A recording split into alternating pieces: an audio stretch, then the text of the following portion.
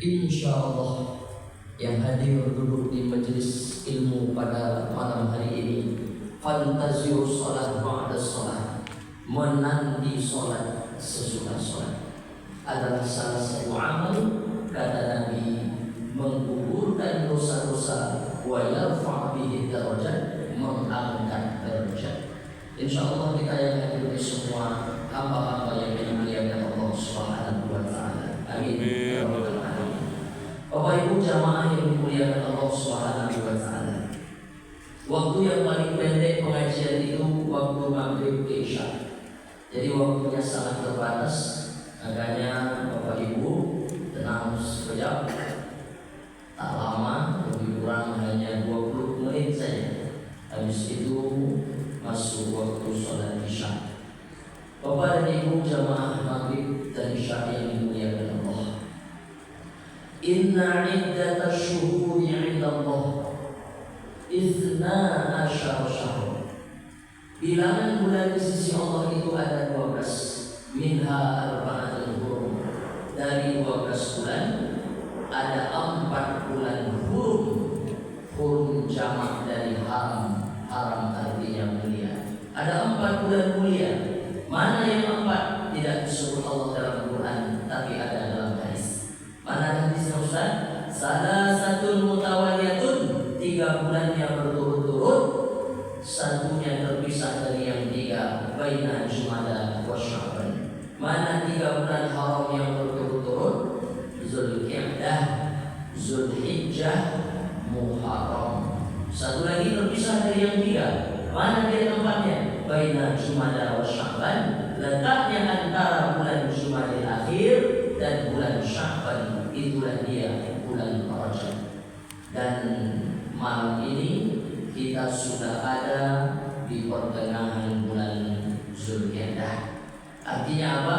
Kita sedang ada di bulan haram. Kita sedang ada di bulan yang mulia. Makanya di bulan yang mulia ini apa yang harus kita lakukan? Yang pertama, fala tazlimu fihinna anfusakum. Jangan engkau berbuat zalim, kata Allah. Zalim, apa itu zalim? Zalim menempatkan sesuatu yang tidak pada tempatnya. Seharusnya begini, dibuatnya begini. Itu zalim namanya. Seharusnya apa? Seharusnya maghrib ini tinggalkan seluruh aktivitas duniawi, tunaikan sholat maghrib. Tapi ada orang yang lanjut aja terus dia tak mau tahu azan berkumandang, tak mau tahu dia dengan maghrib yang 3 rakaat ini, maka zalim dia. Seharusnya suami itu menafkahi istrinya zahir batin, tapi ada suami yang tak menafkahi istrinya, maka zalim dia. Seharusnya istri itu menjadi pendidikan pertama dalam rumah tangga untuk anak-anaknya, tapi tidak dicontohkannya perbuatan yang baik kepada anak-anaknya, maka ibu itu zalim. Seharusnya pemimpin itu sayang kepada masyarakatnya, tapi dia tidak sayang, maka pemimpin itu zalim. Begitulah agak-agaknya, maka zalim itu sama juga dengan maksiat, ujungnya dosa. Di bulan haram ini seluruh perbuatan-perbuatan yang zalim-zalim, seluruh perbuatan yang maksiat-maksiat, seluruh perbuatan yang berujung dosa tinggalkan. Kalaulah yang ini ditekan, bagaikan ada neraca tiang di tengah, neraca di kanan dan di kiri, disuruh menekan, disuruh menjauhi perbuatan zalim, maksiat, dosa, maka yang naik itu adalah amal soleh dan perbuatan-perbuatan yang baik, ibadah-ibadah. Jadi di bulan haram ini kita perbanyak ibadah, kita perbanyak amal soleh, kita tinggalkan perbuatan-perbuatan zalim. Ada satu kezaliman yang paling disuruh meninggalkan oleh Allah di ayat yang lain. Kalau tadi ayatnya At-Taubah ayat 36, di ayat yang lain Al-Baqarah 217, apa kata Allah dalam Quran? Yas'alunaka 'anil syahril haram qitalin fihi. Kalau ada orang yang bertanya kepadamu Muhammad tentang berkelahi, tentang bertikai, tentang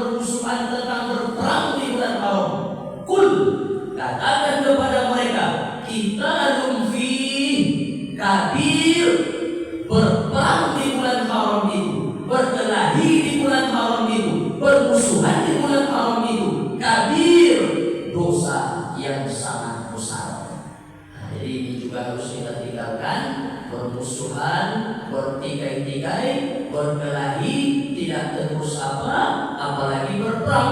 Nah, di bulan ini kabir, itu dosa yang sangat besar. Mudah-mudahan bapak-bapak, ibu-ibu, saudara-saudariku, jamaah muslim raya Al-Munawwarah Taiwan ini, insya Allah di bulan haram ini bertambah-tambah semangat kita untuk beramal saleh. Amin ya rabbal alamin. Salah satunya apa? Rajin datang ke majelis ilmu. Biasanya ibu itu habis sholat tarawih, habis sholat maghrib langsung dia balik pulang. Nanti isya baru datang lagi. Tapi karena dia tahu ini bulan haram, maka sabar dia, sabar menahan diri, ditahannya dirinya untuk tidak balik pulang. Ini juga bagian di bulan haram memperbanyak amal saleh. Bapak Ibu jamaah yang dimuliakan Allah Subhanahu wa taala. Haji kita pada maghrib ini tak panjang-panjang. Tadi di WA sama Bang John, itu kalau Selasa ini cerita tentang Sirah Nabawiyah. Nah, ini kita lanjutkan aja sedikit. Kamu tak tahu sampai mana gaji Sirah itu, tapi aku di waktu pendek itu sesuaikan momen. Apa momennya? Sejarah Nabi Jo. Nabi Haji Wada. Haji Wada artinya haji penutup tahun ke-10. 1, 2, 3, 4, 5, 6, 7, 8, 9, 10 tahun Nabi di Madinah. 2 bulan sebelum Nabi meninggal. Nabi meninggal Rabiul Awal di bulan Zulhijjah tahun ke-10 kenabiannya. Nabi datang ke Makkah untuk menunaikan ibadah haji. Haji Nabi itu berapa kali Ustaz? Sekali. Jadi Bapak Ibu yang sudah haji sekali, alhamdulillah. Pengen berangkat lagi Ustaz? Rasanya batang itu alun mabrur ya Ustaz. Oh, terus Bapak yakin yang kedua ini akan mabrur? Insya Allah Ustaz. Begitu Bapak itu balik haji, datang dia ke masyarakat. Rasanya haji yang menangkan buku yang mabrur Rasul. Dari mana Pak Haji tahu? Tengoklah di Madinah buat kita tulis mabrur. Ada macam tu? Ada. Dari mana Ustaz membatalkan orang itu tak tahu dia hajinya mabrur atau tidak? Tengok dalam kitab tafsir Al-Quranil Azim. Namun tafsirnya Al-Quranil Azim. Cuma karena menulis kitab tafsir itu Abu Fidah Ismail Ibnu Katsir, maka kami dan kita menyebutnya tafsir Ibnu Katsir. Dalam muqaddimah surah Al-Qadar tertulis ada 5 rahasia yang tidak dibagi tahu oleh Allah. Mana yang dirahasiakan oleh Allah yang 5 perkara itu? Yang pertama, tidak ada yang tahu siapa yang dapat haji mabrur. 2, tidak ada yang tahu siapa yang dapat sholat wusta. 3, tidak ada yang tahu siapa yang dapat sholat taubat nasuha. 4, tidak ada yang tahu siapa yang dapat 1 titik doa mustajab di hari Jumat. 5, tidak ada yang tahu siapa yang dapat Lailatul Qadar. Ini tidak ada apa-apa mendengar orang bercerita di lopau-lopau. Ambu patang Ramadan patang mendapat Lailatul Qadar Rasul. Inilah yang membatalkan. Jadi yang 5 perkara ini dirahasiakan oleh Allah. Kita ulang sekali lagi. Ini boleh bahan buat kita untuk mematahkan orang yang suka cerita-cerita kesana kemari. Yang pertama, tak ada yang tahu siapa yang dapat haji mabrur. Yang kedua, tak ada yang tahu siapa yang dapat sholat wusta. 3, tak ada yang tahu siapa yang dapat taubat nasuha. 4, tak ada yang tahu siapa yang dapat 1 titik doa mustajab di hari Jumat. 5, tak ada yang tahu siapa yang dapat Lailatul Qadar. Lalu bagaimana orang itu benar dapat atau tidaknya Ustaz? Kata Abu Fidah Ismail Ibnu Katsir, 1 aja tandanya. Apa itu? Perubahan. Ada tak perubahan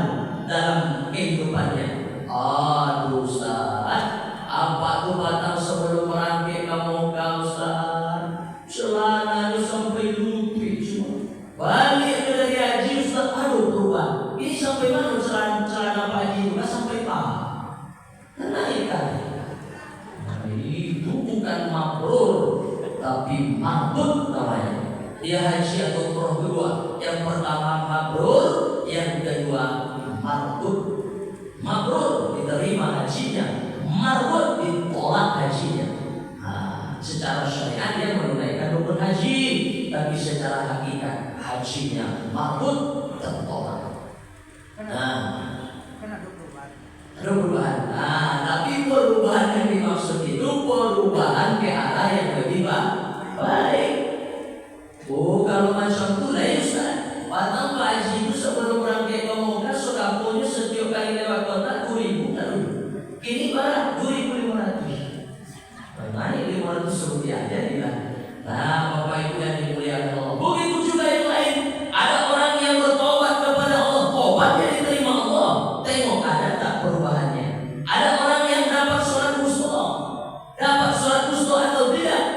Tengok perubahannya. Ada orang yang dapat satu titik Quran mustajab di hari Jumat. Tengok ada tak perubahannya. Siapa orang yang bertemu Lailatul Qadar? Tengok lepas Ramadan ada tak perubahan yang lebih baik dalam kehidupannya. Mudah-mudahan tidak satu, tidak dua, tidak tiga, limo mudah-mudahan dapat wasobo itu dan amin ya rabbal alamin. Bapak Ibu yang dimuliakan Allah, itu yang alun sempat ke tanah suci berangkat haji. Bang John mudah kemarin 40 hari lebih beliau sana. Yang sudah umroh mungkin tak banyak, alhamdulillah. Yang haji mungkin sudah ada juga beberapa orang. Kita yang belum haji, mudah-mudahan ada sekali macam Nabi Muhammad diberi Allah kesempatan kita untuk haji ke Makkah Al-Mukarramah. Amin ya rabbal alamin. Bapak Ibu jamaah yang dimuliakan Allah Subhanahu wa taala, balik cerita yang tadi. Di bulan Zulhijjah pada haji wada, Nabi Muhammad menyembelih hewan kurban. Berapa hewan kurban Nabi yang disembelih pada bulan itu? 100 ekor onta sendirian. Jadi kalau ada orang yang mengatakan Nabi Muhammad itu miskin, Muhammad yang mana? Muhammad tetangga orang mungkin. Tapi Nabi Muhammad itu tengok ketika menikah dengan Khadijah berapa maharnya? 220 ekor unta merah. Unta yang hewan kendaraan raja-raja, pengusaha-pengusaha waktu itu. Waktu Nabi kurban di haji wada, kurban terakhir Nabi, berapa disembelih Nabi? 100 ekor unta sendirian. Kalau awal dikeroyok jadi 7. Iya, dikeroyok jadi 7. Nabi itu 100 malahan. Tapi dalam sejarah kita baca, tengok dalam kitab Ar-Rahim Al-Maktum, kitab Sirah Nabawiyah yang ditulis oleh Syekh Abdul Rahman Al-Mubarakfuri, Nabi menyembelih dengan tangannya sendiri 63 ekor. Inilah dalil Ustaz. Sawananya yang paling afdal kurban awak menyembelih sendiri atau Ustaz? Kita menyembelih sendiri paling afdal. Macam Nabi. Tapi mesti juga harus sadar diri. Kalau tak tahu ilmu menyembelih, tak usah. Ilmu menyembelih apa tahu Ustaz? Ada satu lagi, mental. Ambo contohnya. Ambo ilmu menyembelih tahu apa ilmu menyembelih? Wa acaru geseknya belajar ayat itu tahu. Mana urat yang mesti putus, urat harus dua, urat napas, urat makan, tahu. Tapi mental tak ada. Waktu sampai dia pun tak pernah nyembelih.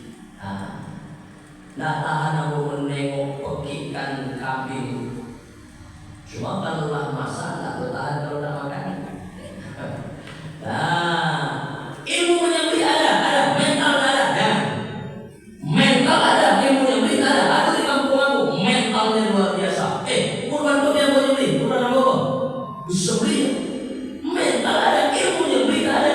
Begitu digoroknya leher kambing itu, baru putus urat makan, urat napas belum.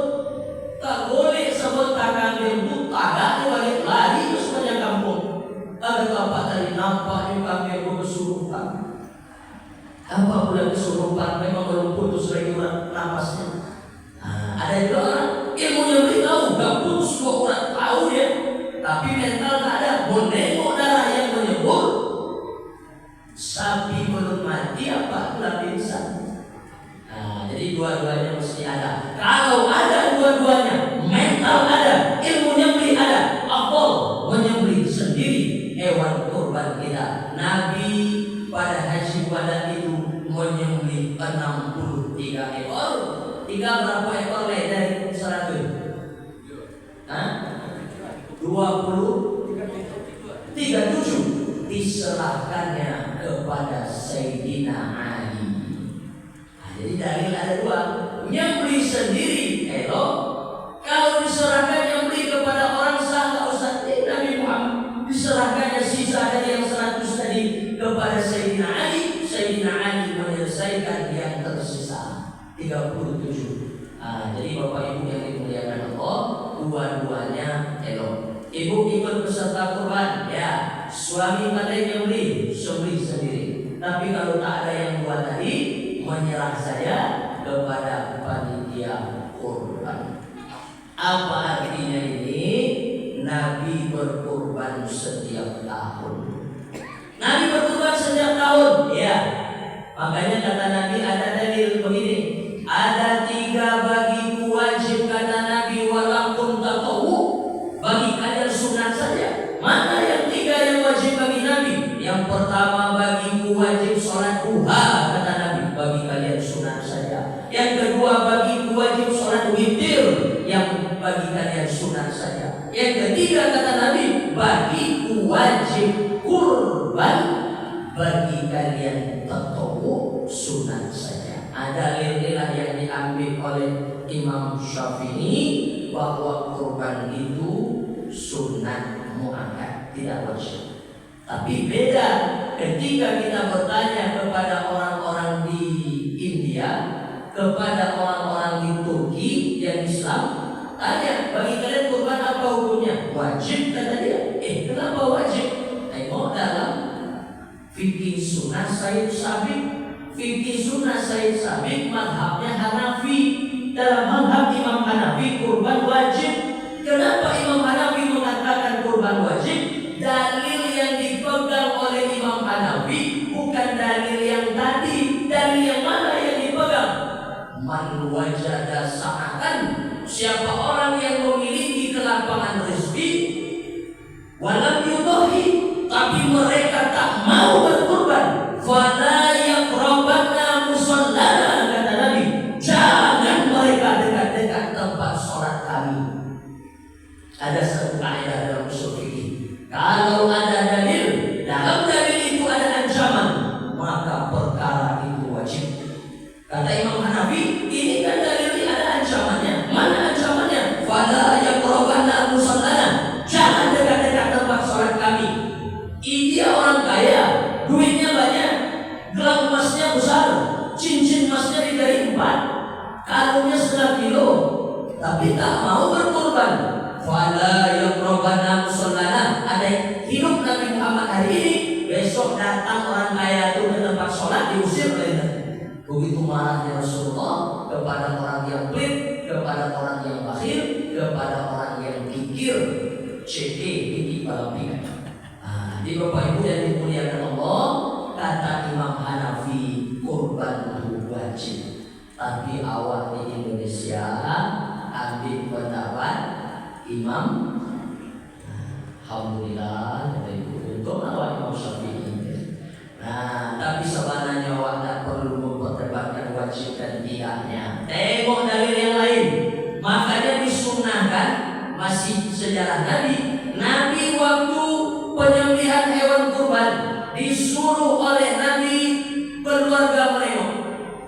Di mana hewan kurban disembelih? Tengok, ramai datang di situ.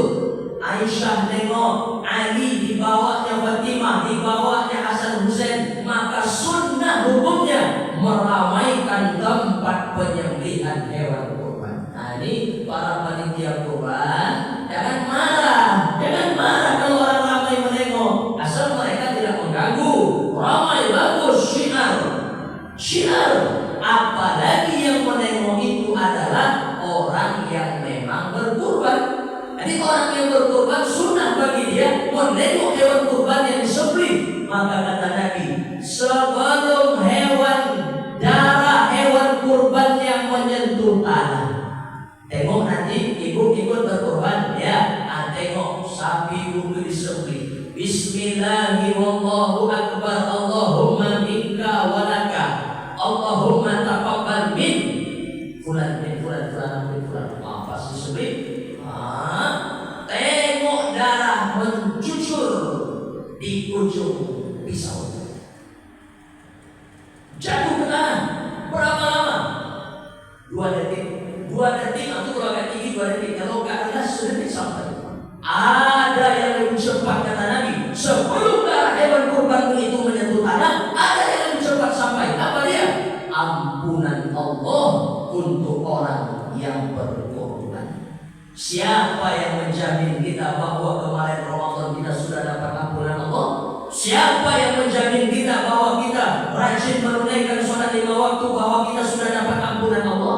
Siapa yang menjamin kita bahwa ibadah-ibadah, sodako-sodako, sholat-sholat kita, pahala-pahala yang kita anggap selama ini banyak nilainya, sudah dapat ampunan Allah kita dengan semua itu? Siapa yang menjamin?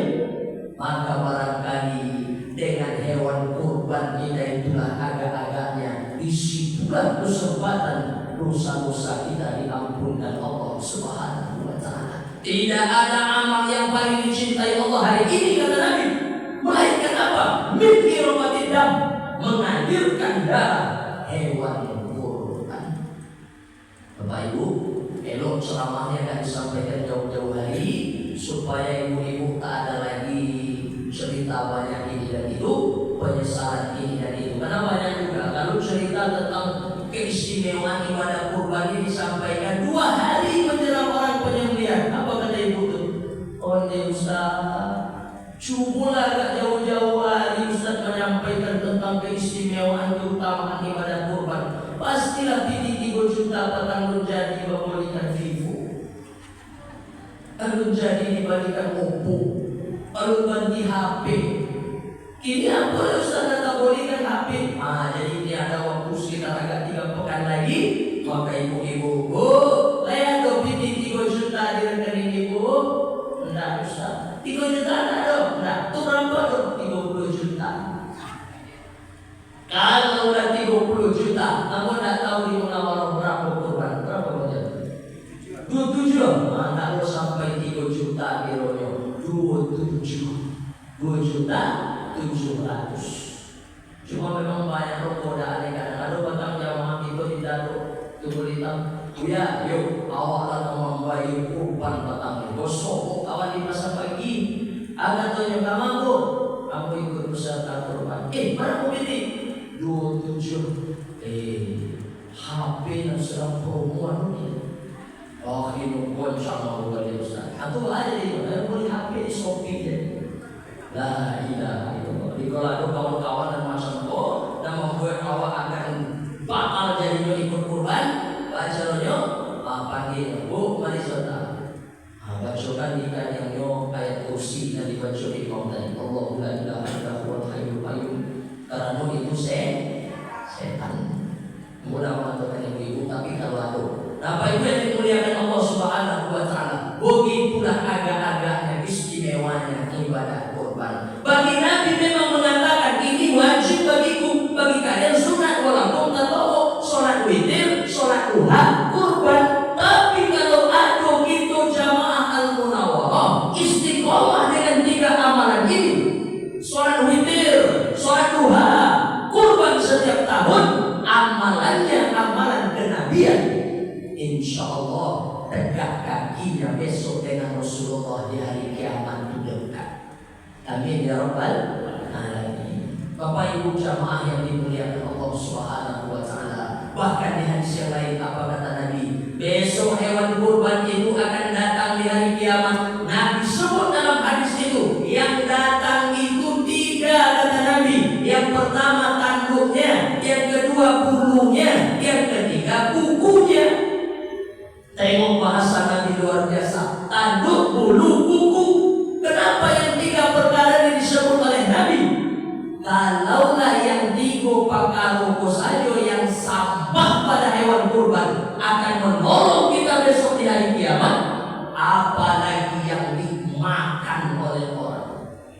sampah, tanduk, bulu, kuku. Pernah umur diajak di pengurus makan, Ustaz, ayo awak makan ke rumah dulu Ustaz, aku tadi mau goreng bulu. Pernah? Enggak. Ustaz, ayo makan siang di rumah Ustaz. Kebetulan tadi Amam Paja merondang tanduk. Tak ada. Bulu tak dimakan orang, tanduk tak dimakan orang, kuku tak digoreng orang. Campakkan. Kalaulah yang tidak manfaat saja pada hewan kurban menolong besok di hari kiamat, apalagi kulitnya, dagingnya, paruhnya, hatinya, itulah nanti yang akan memberikan syafaat. Bapak-bapak, ibu jamaah yang dimuliakan Allah, tapi sebenarnya mubazir ceramah kurban di Masjid Al-Munawwarah. Kenapa? Pasti sudah penuh. Tak ada lagi, udah sholat, udah lebih, udah gak ada lagi, betul ya? Pak, aku daftar cek peserta kurban di Munawwarah, kalau ambil Ustaz lapor, udah ada lagi. Betul? Oh, masih ada ya? Nah, insya Allah kalau panuh tadi. Nah, mencari jamaah ini tampang-tampang peserta kurban saudara. Amin ya rabbal alamin. Bapak ibu jamaah yang dimuliakan Allah Subhanahu wa taala. Begitulah agak-agaknya Nabi Muhammad mengistimewakan ibadah kurban. Terakhir waktu itu habis, Ustaz, bukankah kurban itu sama dengan haji? Haji bagi siapa? Bagi yang mampu. Bukankah kurban sama dengan haji? Tengok dalam kitab Fiqhul Islami wa Adillatuh, pendapat Syekh Wahbah Zuhaili. Fiqhul Islami wa Adillatuh ditulis oleh Syekh Wahbah Zuhaili. Tengok dalam bab kurban, siapa orang yang mampu berkurban? Tengok dua syaratnya. Satu, ada yang mau dimakan 4 hari ke depan. 4 hari ke depan itu mana? Tanggal 10 tambah 3 hari tasyrik. Tanggal 10 itu namanya hari nahar. 3 hari tasyrik, 11, 12, 13. Adonan dan dimakan dek itu sebagai suami dan orang-orang yang wajib dalam tanggungan itu, anak, istri. Kalau amak jo ayah awak tinggal sama awak, wajib awak tanggung biaya hidupnya, biaya makannya. Mertua kita wajib kita tanggung biaya makannya. Kalau hidup bersama awak, adonan dimakan hari ini dan 3 hari ke depan, kata Syekh Wahbah Zuhaili dalam kitab Fiqhul Islami wa Adillatuh. Tengok nanti tanggal 10 pagi, tengok. Aduh, boleh ibu? Aduh, berapa banyak boleh ibu di dapur? 3 liter, 3 galon, 3 goni. Lagi 3 goni per hari. Tengok kulkas, lihat isi kulkas. Lain Ustaz, cukup untuk 4 hari, 40 hari cukup. Saking banyak, terpenuhi syarat satu. Syarat yang kedua disebut orang mampu berkurban itu siapa? Yang pertama ada yang mau dimakan yang 4 hari ke depan. Yang kedua mampu membeli hewan kurban. Itu tadi. Lihat dong pitiku 2.700.000. Enggak Ustaz. Itu berapa dong? 27 juta. Berarti ibulah orang yang mampu berkorban. Tengok hadis tadi. Man wajada sa'atan. Sa'atan artinya lapang. Man wajada sa'atan. Siapa orang yang punya kelapangan rezeki. Kan lapang rezekinya tuh. Tapi dia tak mau berkorban. Fala yaqrabana musallana. Jangan dia dekat-dekat tempat sholat kami. Nah, Bapak Ibu yang dimuliakan Allah Subhanahu wa taala, mudah-mudahan tahun ini tak ada jaminan tahun depan masih hidup. Mudah-mudahan tahun ini tak ada lagi kita akan tawar-tawar. Cukup perlu 2 syarat ini. Kitalah orang yang disebut mampu berkorban. Ustaz, yuk awak lain yang korban terus, tapi alun akikah. Nah, itu kan bahaya nih. Musyarak-syarak yang mampu bahaya di WA. Ustaz, yuk awak lain yang korban cuma alun akikah. Itu Ustaz, boleh. Tidak ada hubung kait antara korban dengan akikah. Ibu-ibu sampaikan kepada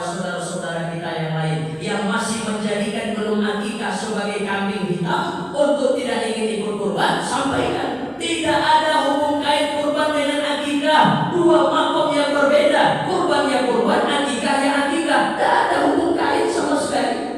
Akikah tanggung jawab mak dan ayah kita. Kalau mereka sanggup, kalau mereka mampu, kalau mereka punya duit, buat akikah anaknya. Kalau tidak sanggup, tidak mampu, gimana Pak Ustaz? Tengok pendapat 4 imam mazhab Hanafi, Maliki, Syafi'i, Hambali. 4-4-nya sepakat bahwa akikah tidak wajib, tapi tanggung jawab.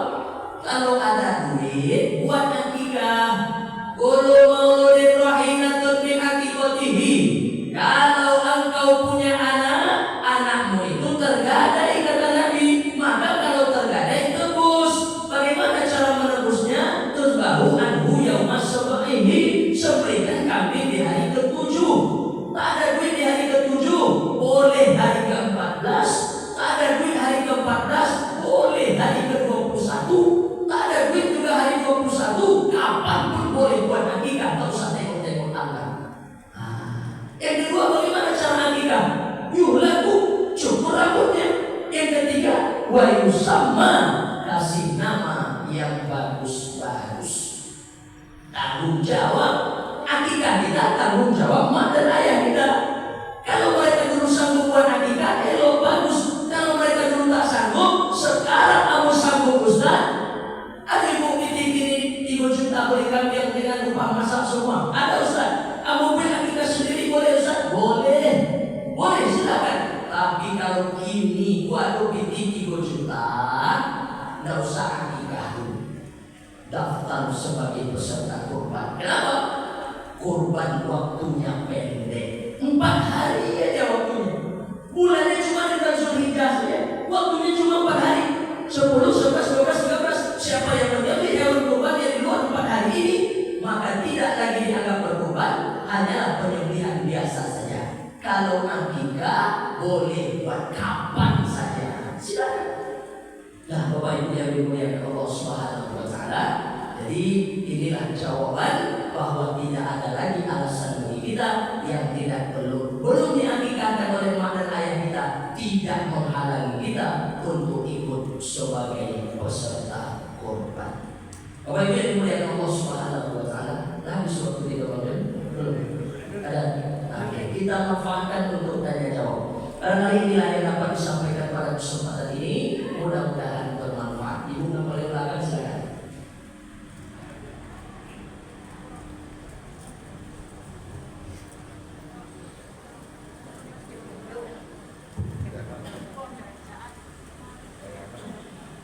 Insyaallah kita perlu libur malam ini. Tengok besok pagi di TV One. Assalamualaikum warahmatullahi wabarakatuh. Waalaikumsalam warahmatullahi wabarakatuh. Menarik sekali pengajian Ustaz. Alhamdulillah. Ini senang karena banyak perbandingan yang ini tentang berapa jumlah korban dari korban mubarak Rasulullah. Ya. Di sini saya agak merasa ragu sedikit. Apakah itu betul semua? Beberapa ustaz yang memberikan ceramah di sini katanya ada sewaktu korban pada Rasulullah ada yang memberikan 60, ada yang 100, kemudian ada yang saya bingungkan, ada lagi kata Rasulullah, saya berkorban 1 untuk keluargaku dan 1 untuk umat. Jadi berarti 2. Nah, jadi yang mana yang lebih afdal dalam pengajian kitab yang dibaca oleh Ustaz? Jadi terima kasih. Wassalamualaikum warahmatullahi wabarakatuh. Waalaikumsalam. Bagus pertanyaan beliau. Pertanyaan ini pun pertanyaan wadah ya. Pertanyaan penutup karena waktu kita sudah habis. Terima kasih Bunda. Adapun terkait ada penyampaian guru kita yang lain, mungkin ada referensi yang aku rujuk dalam kitab Ar-Rahim Al-Maktum yang ditulis oleh Syekh Syafi'i Rahman Al-Ghafuri. Boleh kita rujuk nanti. Kenapa kitab itu dan aku rujuk dalam masalah sirah? Dulu pernah diadakan lomba menulis sejarah Nabi di Makkah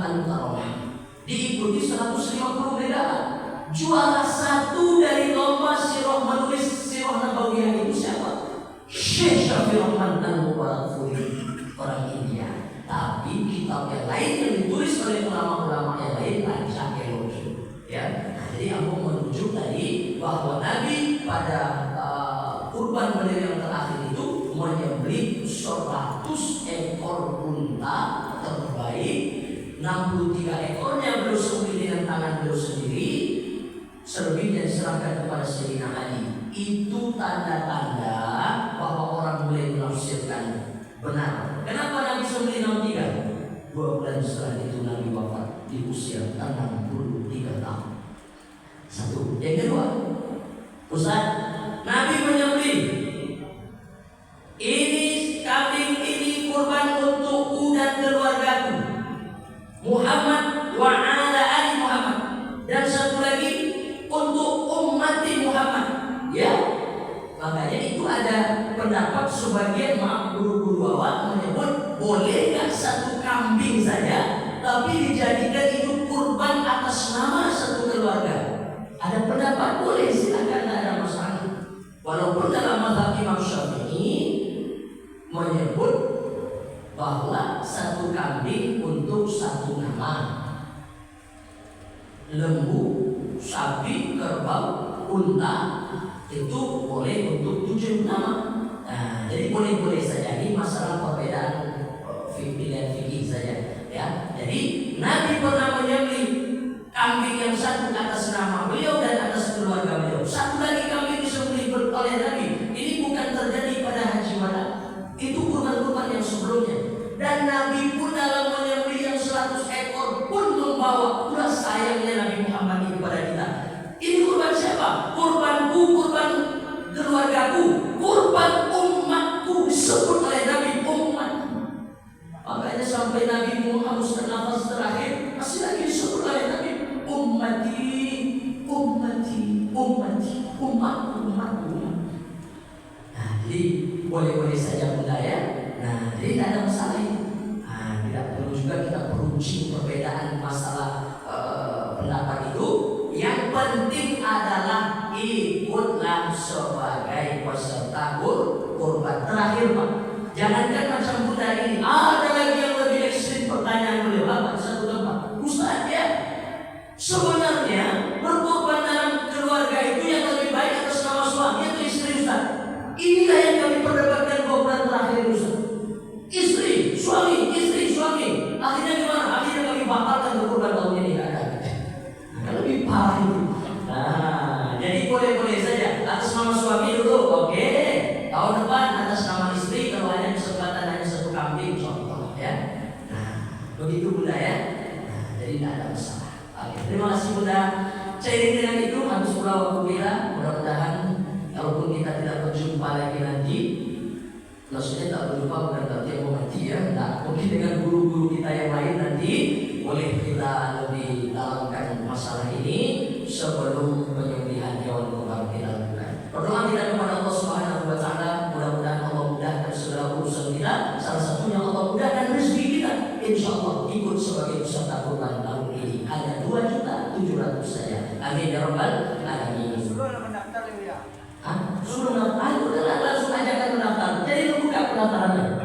Alah, apa-apa ibu-ibu yang harus mendaftar, mendaftarlah segera di Masjid Al-Munawwarah. Insyaallah ya. Itu yang dapat disampaikan. Mohon maaf kalau ada salah dan silap atau yang kurang pada tempatnya. Al-Faqir Fadi Afiyan Saniago. Jumpa lagi di lain kesempatan. Subhanakallahumma wa bihamdika asyhadu an la ilaha illa anta astaghfiruka wa atubu ilaik. Akhirul kalam, billahi taufiq wal hidayah. Wassalamualaikum warahmatullahi wabarakatuh. Waalaikumsalam warahmatullahi wabarakatuh.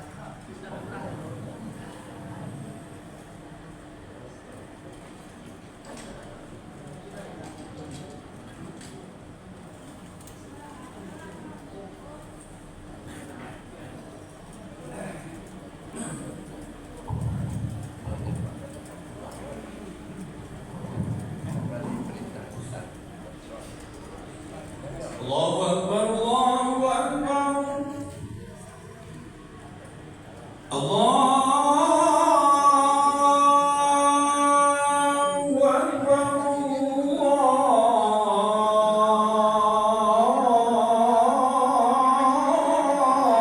Allahu Akbar.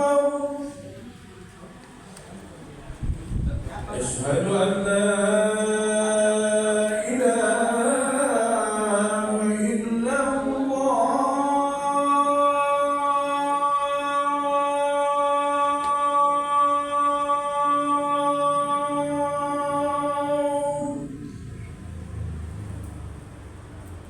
أشهد أن لا إله إلا الله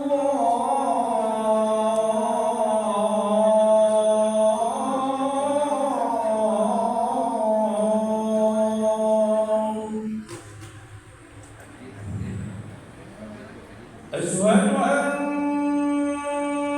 محمدا رسول الله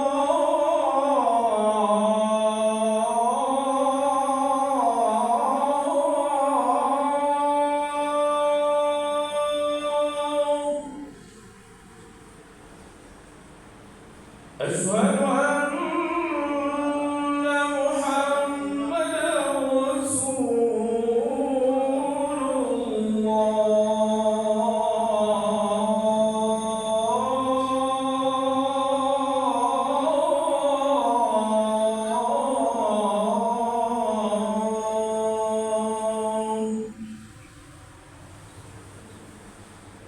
هيا على الصلاة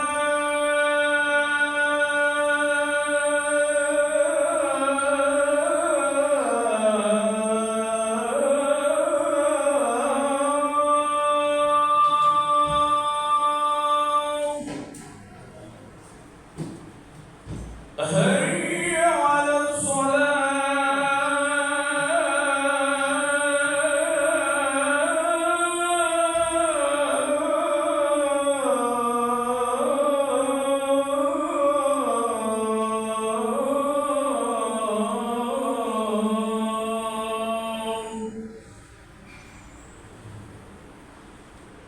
هيا على الفلاح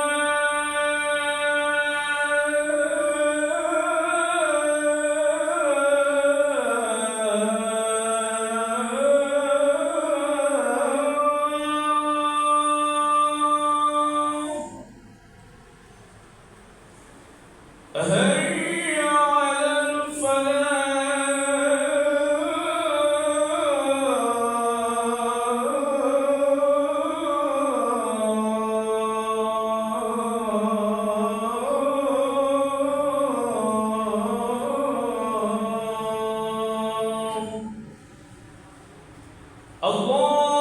الله أكبر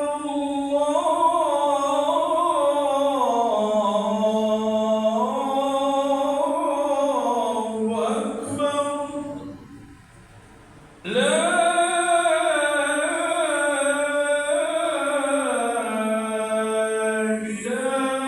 إله إلا